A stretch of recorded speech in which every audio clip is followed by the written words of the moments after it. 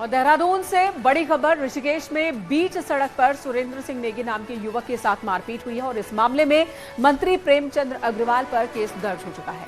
Dehradun police के मुताबिक सुरेंद्र सिंह नेगी की शिकायत पर मंत्री प्रेमचंद अग्रवाल, मंत्री पीआरओ कौशल बिजलवाण और मंत्री के गनर गौरव राणा पर भी केस दर्ज किया गया है, जिसमें मारपीट और लूट जैसी धाराएं शामिल हैं। इससे पहले मंत्री के गनर की शिकायत पर सुरेंद्र सिंह नेगी पर भी केस दर्ज किया जा चुका है।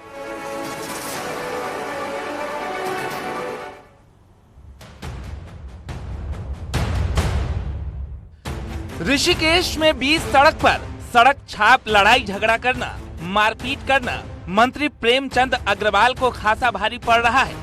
बीच रोड पर हुई इस मारपीट के बाद सुरेंद्र सिंह नेगी की शिकायत पर कैबिनेट मंत्री प्रेमचंद अग्रवाल पर ऋषिकेश कोतवाली में केस दर्ज कर लिया गया है। प्रेमचंद अग्रवाल पर मारपीट, लूट, बलवा जैसी गंभीर धाराओं में केस दर्ज किया गया है। मंत्री के अलावा उनके गनर गौरव और पीआरओ कौशल बिजलवान पर भी केस दर्ज किया गया है। वहीं गनर की ही शिकायत पर दूसरे पक्ष यानी सुरेंद्र सिंह नेगी पर भी केस दर्ज किया गया है। दोनों पक्षों की तरफ से मामला पंजीकृत किया गया है। एक मामले में सुरेंद्र नेगी और धीरेन्द्र प्रजापति ये दो अभियुक्त हैं। दूसरे वाले मामले में जिसमें सुरेंद्र नेगी जो है वादी हैं, उसमें कौशल बिजलवाण, माननीय मंत्री जी और उनका जो गनर है और 4-5 लोग अन्य को का नाम उसमें एफआईआर में लिखी गई है। और विवेचक जो है हमारे एसएचओ ऋषिकेश, वो इसकी विवेचना कर रहे हैं। यही नहीं, मंत्री प्रेमचंद अग्रवाल के गनर के खिलाफ विभागीय जांच के आदेश भी जारी कर दिए गए हैं। एसएसपी ने न सिर्फ जांच के आदेश दिए हैं, बल्कि सभी गनर्स को सख्त हिदायत भी दी है कि हालात को देखकर वो संयम बरत कर काम करें। सीमा है, उसमें सीमा में रह करके जो है वीआईपी की सुरक्षा प्रदान करते हुए, और हमारा गनर का मुख्य काम है कि जो वीआईपी है उसकी सुरक्षा प्रदान करना। और इस प्रकरण में भी जो है जो गनर है उसका कंडक्ट है, उसकी भी हम जांच कर रहे हैं। केस दर्ज होने के बाद अब मंत्री पर कार्रवाई की तलवार भी लटक गई है। सीएम धामी साफ निर्देश दे चुके हैं कि मामले को गंभीरता से लिया जाए और निर्दोष के खिलाफ कोई सख्ती न हो। लिहाजा बीच सड़क पर मारपीट करने वाले मंत्री प्रेमचंद अग्रवाल के लिए अब आगे का रास्ता बेहद मुश्किल नजर आ रहा है। देहरादून से न्यूज़ 18 के लिए सत्येंद्र बर्तवाल की रिपोर्ट। तो मंत्री प्रेमचंद अग्रवाल के साथ मारपीट में उलझे ऋषिकेश के सुरेंद्र सिंह नेगी भी आज मीडिया के सामने आए और कहा कि मंत्री की गलतफहमी की वजह से विवाद शुरू हुआ। सुरेंद्र सिंह नेगी ने कहा कि हम मंत्री प्रेमचंद अग्रवाल से बातचीत भी कर रहे थे, इतने में पीआरओ ने हाथ उठा दिया और उसके बाद सभी मिलकर हमें पीटते रहे और इसका वीडियो भी सबने देखा। पूरी घटना तो मैं नहीं कह सकता, लेकिन अकस्मात घटना हुई है जिसमें थोड़ा सा कहासुनी हुई थी मंत्री जी के साथ, जो उन्होंने भ्रम के आधार पे बगल में उनकी गाड़ी लगी थी, तो हमने कहा मंत्री जी हम आपके लिए कुछ नहीं कह रहे हैं। तो इसी बात पे जो है थोड़ा सा गहमा गहमी में क्या हुआ, उनका जो पीआरओ है उन्होंने आकर किसी का हाथ उठा दिया, और जब हाथ उठा दिया तो उसके बाद आप देख ही रहे हैं कि तमाम विजुअल दिखा रहे हैं कि भाई हम लोग पिट रहे हैं और लगातार ये लोग पिटते जा रहे हैं। और इस घटनाक्रम में अभी तक जो है पुलिस ने उनकी तरफ से एफआईआर लिखी है। अभी मेरी एफआईआर जो है जा रखी है, और मेरी एफआईआर जब लिखी जाएगी तो मैं समझता हूँ कि उसके बाद जो है हम सही जगह पर पहुँच पाएंगे, क्या कार्रवाई हमें करनी है। एक मंत्री का सड़क पर यूं आम इंसान के साथ हाथापाई का वीडियो सामने आने के बाद अब इस पर सियासत भी शुरू हो चुकी है। ऋषिकेश में कांग्रेस और यूकेडी के कार्यकर्ता प्रेमचंद अग्रवाल के घर पहुंचे और मंत्री के घर का घेराव किया। महिला कांग्रेस अध्यक्ष के नेतृत्व में पहले कांग्रेस कार्यकर्ता पहुंचे और उसके बाद यूकेडी कार्यकर्ता भी पहुंच गए।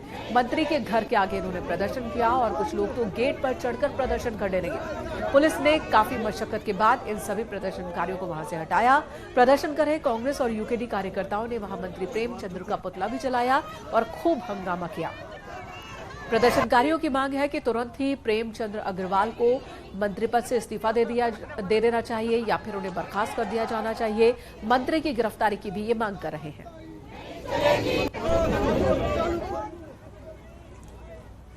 तो देखिए, कैबिनेट मंत्री प्रेमचंद अग्रवाल के खिलाफ आज पूरे प्रदेश में कांग्रेस ने प्रदर्शन किया है और साथ ही कांग्रेस कार्यकर्ताओं ने मंत्री प्रेमचंद अग्रवाल का पुतला फूंका, उनके इस्तीफे की मांग की है। तस्वीरें देख रहे हैं आप इस वक्त, जिसमें आप देख सकते हैं कि देहरादून, ऋषिकेश, हल्द्वानी, बागेश्वर और अल्मोड़ा में किस प्रकार से कांग्रेस कार्यकर्ता सड़क पर उतरे और मंत्री का पुतला फूंककर जबरदस्त नारेबाजी की है।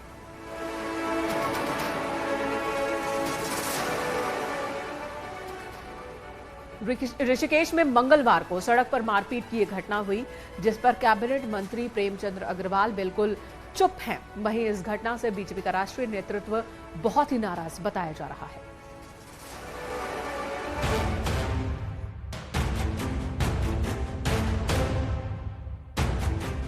मंगलवार को ऋषिकेश में सड़क पर खुलेआम मारपीट करते हुए मंत्री प्रेमचंद अग्रवाल का वीडियो गले की फांस बन गया है। बुधवार दिन भर प्रेमचंद अग्रवाल मीडिया से बचते नजर आए।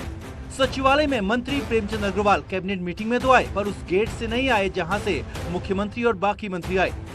कर्नाटक चुनाव प्रचार में लगे मंत्री धन सिंह को छोड़कर मुख्यमंत्री से लेकर जो भी मंत्री सचिवालय आए, पत्रकारों ने सभी से प्रेमचंद अग्रवाल पर सवाल पूछना चाहा, पर सब बिना बात किए आगे बढ़ गए। मतलब साफ है कि कैबिनेट मंत्री की मारपीट पर कोई कुछ कहना नहीं चाहता है। हालांकि पूर्व मुख्यमंत्री त्रिवेंद्र रावत और पूर्व प्रदेश अध्यक्ष और सांसद अजय भट्ट ने जरूर कहा कि जनप्रतिनिधियों को ऐसा व्यवहार नहीं करना चाहिए। वहीं घटना से बीजेपी का राष्ट्रीय संगठन भी खासा नाराज बताया जा रहा है। अब देखिए वहाँ पर क्या सरकमस्टांसेस हुए कि ऐसे हालात बने, लेकिन हाँ मैं कहूँगा कि जो जिम्मेदार जगहों पर जो लोग रहते हैं तो उनकी जिम्मेदारी ज़्यादा बनती है। इस तरह की कोई बात न हो तो अच्छा है, टालना चाहिए। चाहे मैं हूं या चाहे कोई भी है, वाणी संयम होना चाहिए। और फिर कहते हैं जनप्रतिनिधियों से कभी कोई कुछ कहता है, कभी कुछ कहता है, ये लोकतंत्र है, तो उस समय सहन करने की शक्ति भी हमको होनी चाहिए सर। मंत्री प्रेमचंद अग्रवाल के मारपीट वाली वीडियो पर जहां बीजेपी की बोलती बंद है, वहीं बारिश के बीच कांग्रेस ने जगह जगह मंत्री के इस्तीफे की मांग को लेकर प्रदर्शन किया। कुछ महीने पहले विधानसभा भर्ती को लेकर भी मंत्री प्रेमचंद पर सवाल उठे थे। ऊपर से अब मारपीट का नया वीडियो सामने आ चुका है। ऐसे में मंत्री की मुश्किलें जल्द खत्म होती नजर नहीं आ रही हैं। देहरादून से न्यूज़ 18 के लिए दीपांकर भट्ट की रिपोर्ट।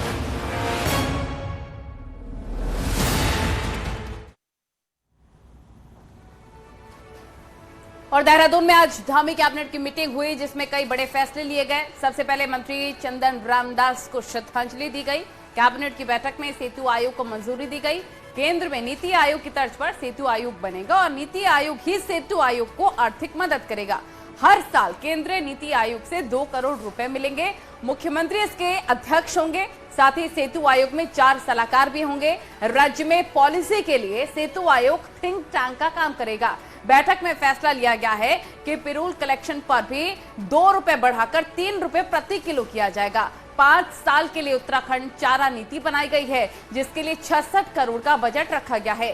5 साल में 1 लाख मीट्रिक टन हरा चारा उत्पादन करने का टारगेट रखा गया है। साथ ही सूखे चारे की कमी को भी दूर किया जाएगा। साथ ही मानव वन्य जीव संघर्ष रोकने के लिए भी प्रोजेक्ट बनाया जाएगा। तमाम बड़े फैसले इस कैबिनेट की मीटिंग में आज लिए गए हैं।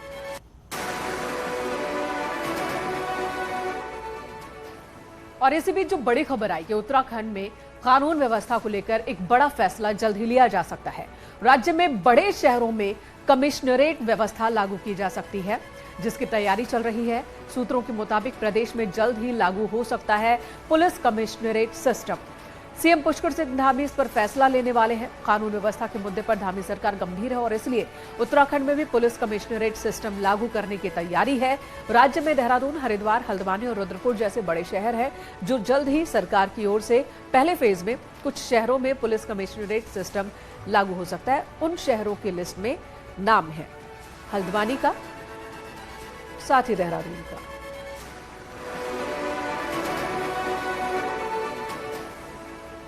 खराब मौसम के चलते आज एक दिन के लिए केदारनाथ यात्रा को रोका गया था। केदारनाथ में भारी बर्फबारी होने के बाद प्रशासन ने आज केदारनाथ यात्रा पर पूर्ण रूप से ब्रेक लगाने का फैसला लिया है।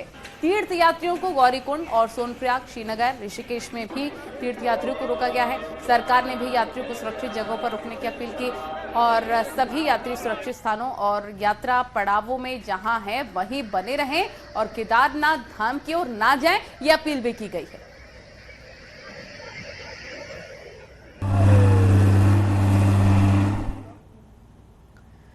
केदारनाथ में हो रही लगातार भारी बर्फबारी से यात्रा बुधवार को बंद रही और ऐसे में प्रशासन ने गौरीकुंड, सोनप्रयाग, रुद्रप्रयाग समेत कई स्थानों पर बैरिकेडिंग कर तीर्थयात्रियों को आगे बढ़ने से रोक दिया है, जिसकी वजह से तीर्थयात्रियों को अब परेशानी भी हो रही है, क्योंकि इन जगहों पर प्रॉपर इंतजाम न होने की वजह से यात्रियों की संख्या ज्यादा होने की वजह से इन्हें दिक्कत हो रही है। सीमित संसाधनों के साथ यात्रा पर आए यात्री अब काफी परेशान हो रहे हैं। इतने पैसे भी नहीं। कई यात्रियों ने कहा कि वो अपने इस यात्रा के दिन बढ़ा सके, कुछ दिन मौसम खुलने के इंतजार में रास्ते के होटल्स में रुक सके। ऐसे में कई यात्री पुलिस के सामने धाम जाने की मन्नतें करते भी दिखे। पुलिस की ओर से यात्रियों को सुरक्षित स्थानों पर रोका जा रहा है या फिर उन्हें बद्रीनाथ और दूसरे मंदिरों के लिए भेजा जा रहा है। सर, हमारे यहाँ 75,000 रुपये जमा करवा के आए, जो कि एक दिन की मजदूरी 200 रुपये है। इतने पैसे इकट्ठा करके हम यहाँ आए और दर्शन नहीं हुए तो फिर हम क्या करेंगे। देखो यही है, यहाँ रूम नहीं मिलेंगे, होटल इतने महंगे हैं और बच्चों के साथ आए हैं तो हमें प्रॉब्लम तो है ही। पहले थोड़ा बता देते तो अच्छा होता। और अब यहाँ जगह जगह पुलिस वाले रोक रहे हैं कि आगे बर्फबारी हो रही है, रास्ते बंद हैं। इस वजह से बड़ी परेशानी का सामना करना पड़ रहा है। अब वो कह रहे हैं पहले बद्रीनाथ चले जाओ। अब होटल वाले भी 10-10 हज़ार रुपये किराया मांग रहे हैं। अब 4 दिन 5 दिन कौन रुकेगा। तो बद्रीनाथ धाम में भी बुधवार सुबह से ही लगातार भारी बारिश और बर्फबारी का दौर चला। सुबह तो धाम में बर्फबारी हुई, फिर बाद में रुक रुक कर बारिश होने लग गई, जिससे धाम में कड़ाके की ठंड पड़ने लग गई। मंदिर के आसपास के इलाके में भी बर्फ के सफेद चादर के ढकने शुरू हो गए हैं और बर्फबारी के बीच बद्रीनाथ धाम की यात्रा लगातार जारी है। चमोली के डीएम हिमांशु खुराना ने फोन पर न्यूज 18 को बताया कि बद्रीनाथ धाम में सभी विभागों को अलर्ट मोड पर रखा गया है। अधिकारियों को बद्रीनाथ धाम में अलाव जलाने के निर्देश भी दिए गए हैं।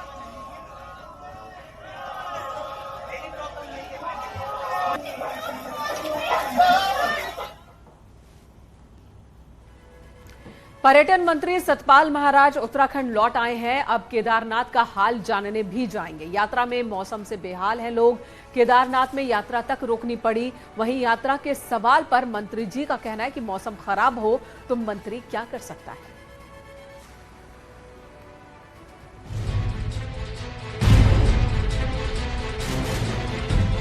खराब मौसम, बारिश और बर्फबारी चारधाम में आफत बनी हुई है। यात्रियों को जगह जगह रोकना पड़ा है, लेकिन पर्यटन मंत्री अब तक चारधाम में नहीं पहुंचे। छत्तीसगढ़ से लौटने के बाद बुधवार को जब कैबिनेट मीटिंग के लिए मंत्री सतपाल महाराज सचिवालय पहुंचे तो पत्रकारों के सवालों में घिर गए। मंत्री सतपाल महाराज से अब तक चारधाम यात्रा में न जाने, मौसम खराब होने से यात्रियों के परेशान होने और अब तक गायब रहने पर सवाल पूछे गए तो मंत्री जी घिर गए। ऐसे में पर्यटन मंत्री जी बोल पड़े कि आखिर मौसम खराब हो तो मंत्री क्या करे। वहीं अब सतपाल महाराज गुरुवार को केदारनाथ जाने की बात कह रहे हैं। आसमान बिगड़ता है या मौसम बिगड़ता है तो उसके लिए मंत्री क्या करे। मैं जा रहा हूँ, कल जा रहा हूँ, मैं कल जा रहा हूँ, चारों जगह जाएंगे सर। मैं जा रहा हूँ, कल पूरी व्यवस्था देखने जा रहा हूँ, क्योंकि हेलीकॉप्टर जा नहीं सकता। मैं गाड़ी से जा रहा हूँ निश्चित रूप से। मंत्री गायब नहीं है, मंत्री पूरा देख रहा है। मैंने पूरी समीक्षा करके मैं गया हूँ और मंत्री जो है सब समीक्षा कर रहा है, मैं कर रहा हूँ निश्चित रूप में। कोई तालमेल की कमी नहीं है, कोई नाराजगी नहीं। कल मैं जा रहा हूँ रास्ते में, जहाँ तक मैं पहुँचूंगा, रुद्रप्रयाग से आगे पहुँचूंगा, वहाँ तक मैं जाऊंगा। बीते 4 दिन से चारधाम में मौसम ने मुश्किल बढ़ा रखी है। सचिव लेवल के अफसरों से लेकर डीजीपी बद्रीनाथ केदारनाथ में मॉनिटरिंग कर रहे हैं। नौबत यहां तक आ गई कि केदारनाथ यात्रा रोकने तक पड़ी। हजारों यात्री जगह जगह रोके गए हैं। ऐसे में मौसम खराब होने पर मंत्री क्या करे, पर्यटन मंत्री का ये जवाब विपक्ष के गले नहीं उतर रहा। देखिए, आप इससे अंदाजा लगा सकते हैं कि उत्तराखंड भगवान बद्रीनाथ जी की और केदारनाथ जी की कृपा से ही चल रहा है। 18 यात्री अभी यात्रा जुमा हफ्ता भर शुरू हुआ और 18 यात्रियों की मौत हो चुकी है। और मिनिस्टर कह रहे हैं कि आपदा से या मौसम खराब से मिनिस्टर का क्या लेना देना है। चारधाम यात्रा को शुरू हुए 10 दिन से ज्यादा का वक्त हो चुका है, पर खराब मौसम के साथ यात्रा की शुरुआत हजारों यात्रियों के लिए मुश्किल बन गई है और सरकार मौसम को देखते हुए यात्रियों से धामों में आने की अपील कर रहे हैं। तो ऐसे में मौसम खराब होने पर मंत्री क्या करे वाला पर्यटन मंत्री का जवाब समझ से परे है। देहरादून से न्यूज 18 के लिए दीपांकर भट्ट की रिपोर्ट। और केदारनाथ धाम यात्रा व्यवस्थाओं के लिए नोडल ऑफिसर्स बनाए गए। आईएएस बीवीआरसी पुरुषोत्तम 2 दिन धाम में रुकने के बाद वापस देहरादून लौट आए हैं। पुरुषोत्तम ने कहा है कि केदारनाथ के लिए यात्रा को नियंत्रित करना जरूरी है ताकि यात्रियों को सुरक्षा के साथ सुविधा भी मिल सके। उन्होंने कहा है कि यात्रा मार्गों पर विभागों द्वारा तमाम व्यवस्थाएं की गई हैं, लेकिन कई जगह साइन बोर्ड न लगे होने के कारण यात्री इनका लाभ नहीं उठा पा रहे हैं। इसके लिए जिला प्रशासन को जगह जगह साइन बोर्ड लगाने के निर्देश दिए गए हैं। वो हमने जिलाधिकारियों को बता दिया है कि डिस्प्ले बोर्ड्स पर्याप्त मात्रा में लगा दिया जाए और पब्लिक एड्रेस सिस्टम से अनाउंसमेंट्स करते रहे। स्वास्थ्य विभाग द्वारा भी इस बार काफी अच्छा व्यवस्था की गई, जल संस्थान द्वारा भी काफी अच्छा इस बार व्यवस्था किया है।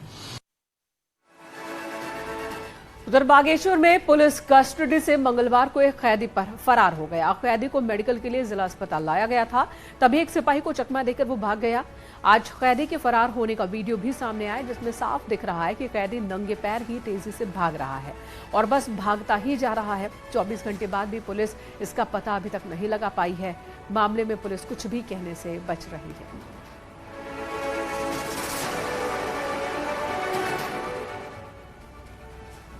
और देहरादून के राजपुर रोड पर बारिश के बीच एक स्कूल के पास बाहर खड़ी गाड़ियों के टायर पर ट्रैफिक पुलिस ने क्लैंप लगा दिया और जब पेरेंट्स बच्चों को लेकर लौटे तो ट्रैफिक पुलिस गायब हो गई थी। इससे करीब 1 से 1.5 घंटे तक स्कूली बच्चों को गाड़ी में ही इंतजार करना पड़ा। सूत्रों के अनुसार मामले का शासन ने संज्ञान ले लिया है और पुलिस को विशेष परिस्थितियों को छोड़ स्कूली बच्चों की गाड़ियों पर क्लैंप न लगाने की हिदायत जारी कर दी गई है, क्योंकि मामला बच्चों से जुड़ा हुआ है, इसलिए इसे गंभीरता से भी लिया जा रहा है।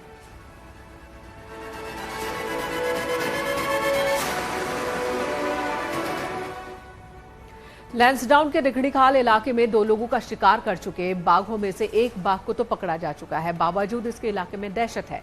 20 दिन से ज्यादा का समय बीत गया, लेकिन इलाके में बाघ की दहशत अब भी बनी हुई है, जिसकी वजह से इलाके में नाइट कर्फ्यू भी लागू है। स्कूलों को बंद करना पड़ा है। वहीं गांव में अभी भी वन कर्मचारियों की टीमें तैनात है, जो दूसरे बाघ को पकड़ने की कोशिश कर रही है। डर के साए में जीने को मजबूर गाँव वालों ने जल्द ही बाघ को पकड़ने की मांग की है। जनजीवन प्रभावित हो चुका है। अभी तो इसमें अभी लोग दहशत में जी रहे हैं। कोई न गाड़ी पुल जा रहा है, न कोई कहीं पे जा पा रहा है। मतलब अकेला आदमी है, 2-4 जने इकट्ठे होके जा रहे हैं जी। स्कूलें बंद हैं। और रामनगर के कॉर्बेट टाइगर रिजर्व के ढिकाला में एक वीडियो इन दिनों सोशल मीडिया पर चर्चा का विषय बना हुआ है। इस वीडियो में हाथियों का एक झुंड निकल के आ रहा है, जिसे देखकर एक बाघ वहीं पर खुद को छिपा लेता है। उन हाथियों के निकल जाने के बाद वो फिर से उस ओर रुख करता है, लेकिन वहां से फिर एक हाथी को आता देख वो वहां से भाग निकलता है।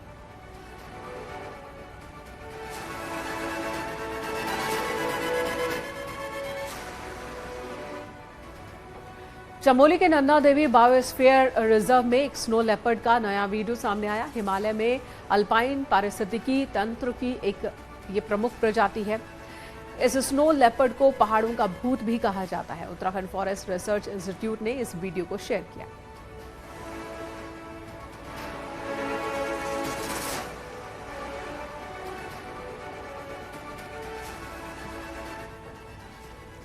और देहरादून के कालसी में अवैध मज़ारों के खिलाफ कार्रवाई करते हुए उन पर प्रशासन का बुलडोजर चला। इसके साथ ही हरिद्वार और नैनीताल जिले में भी पिछले 3 दिनों में फॉरेस्ट लैंड पर अवैध अतिक्रमण कर बनाई गई अवैध मज़ारों पर बुलडोजर चला दिया गया।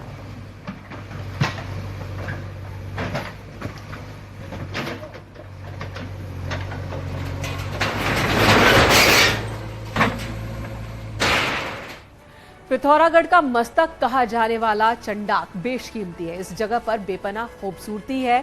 हर तरफ ये सौंदर्य आपको देखने को मिल जाएगा। बावजूद इसके ये इलाका पूरी तरह से उपेक्षित है और भू माफिया अब जमीन पर नजरें जमाए बैठे हैं।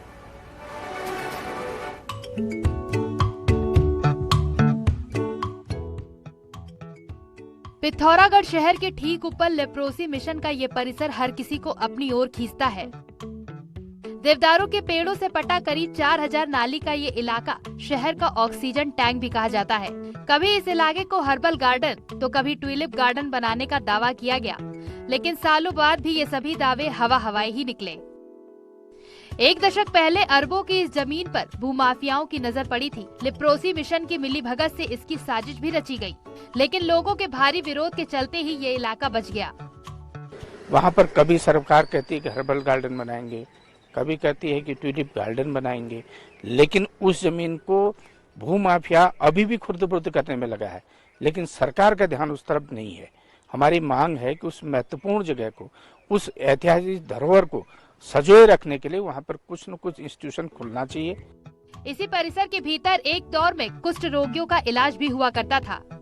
मैरी रीड नाम की विदेशी महिला ने 1891 में यहाँ रहना शुरू किया था। मैरी रीड ने ताउम्र यहीं रहकर रोगियों की सेवा की।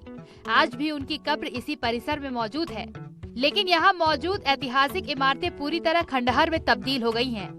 कि चारों तरफ हिमालय के दर्शन भी होते हैं, देवदार के भी पेड़ हैं, घना जंगल है बांस का। जो बीच में लेप्रोसी लोगों ने वहाँ पर कुछ जमीन में उन्होंने अपना काम किया था, वो जमीन के विवादित होने के कारण अभी तक वहाँ का विकास नहीं हो रहा। तो हम भी चाहते हैं कि जल्दी जल्दी उसका निराकरण हो। लेप्रोसी मिशन का काम दशकों पहले पूरा हो गया है, बावजूद इसके चंडाक की ये धरोहर किसी उपयोग में नहीं आ पाई। जरूरत है इस कीमती इलाके को पर्यटन के केंद्र के बतौर स्थापित करने की, जिससे इसे एक नई पहचान मिल सके। न्यूज़ 18 के लिए पिथौरागढ़ से विजय वर्धन उप्रेती की रिपोर्ट। और यहाँ वक्त हो गया छोटे से ब्रेक का। ब्रेक के बाद देखिए महाबहस।